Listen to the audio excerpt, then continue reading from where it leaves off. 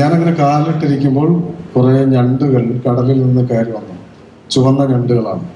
അത് ഇംഗ്ലീഷിൽ hermit crab എന്ന് പറയുന്ന ഈ സന്യാസി ഞണ്ടുകളാണ്.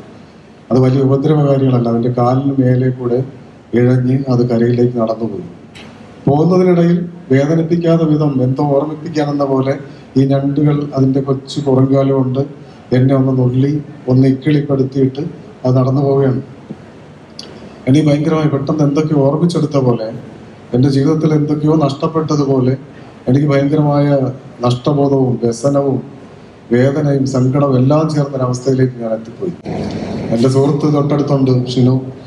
അപ്പൊ ഞാൻ ഇതിൽ അപാരമായ എന്തോ വേദന, എന്തൊക്കെയോ ഞാൻ ജീവിതത്തിൽ ചെയ്യാതെ ഞാൻ നഷ്ടപ്പെട്ടിരിക്കുന്ന ഒരാളായാലും തോറ്റുപോയ ഒരാളായിട്ട് ഫീൽ ചെയ്ത് ഞാൻ അങ്ങനെ തന്നെ ഇരുന്നു. ഏറെ നേരം അങ്ങനെ ഇരുന്നു. അപ്പോഴും ഈ ഞണ്ടുകളുടെ നിര എൻ്റെ കാലിൽ കൊത്തി കൊത്തി അത് നടന്നു പോവുകയാണ്. എനിക്ക് ആ കൊച്ചു വേദന പോലെ എൻ്റെ ഒരു പക്ഷേ ആ നിമിഷം സുഖിപ്പിച്ചുകൊണ്ടാണ് കടന്നു പോകുന്നത്. അപ്പോൾ ഞാൻ പണ്ടൊരു എഴുത്തുകാരനാണല്ലോ, അല്ലെങ്കിൽ ഞാൻ പണ്ട് എഴുത്തുകാരനാവാൻ ആഗ്രഹിച്ച ആളാണല്ലോ എന്ന് ഞാൻ ഞെട്ടലോടെ എപ്പോഴും ഓർക്കുകയാണ്.